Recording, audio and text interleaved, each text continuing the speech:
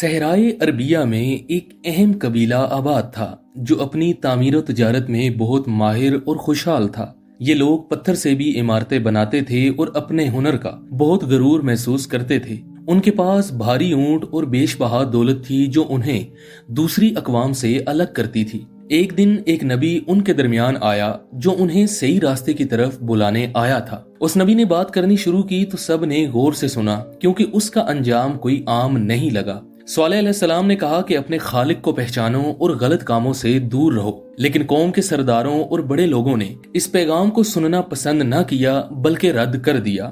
انہوں نے صالح علیہ السلام سے پوچھا کہ اگر تم سچے ہو تو ایک معجزہ دکھاؤ جو ہم سب دیکھ سکیں۔ صالح علیہ السلام نے کہا کہ اللہ کا ایک خاص نشان پہاڑ سے نکلے گا جو تمہاری آزمائش ہوگا۔ اچانک ایک بہت بڑی اونٹنی پتھر کو پھاڑ کر باہر نکلی۔ یہ نشان ایسا تھا کہ سب لوگ حیرت زدہ رہ گئے کیونکہ یہ ممکن نہیں تھا۔ صالح علیہ السلام نے انہیں سمجھایا کہ یہ اونٹنی ایک پرکھ ہے، تم اسے نقصان مت پہنچانا۔ ابتدائی دنوں میں کچھ لوگ سمجھ گئے اور صالح علیہ السلام کے ساتھ آ گئے۔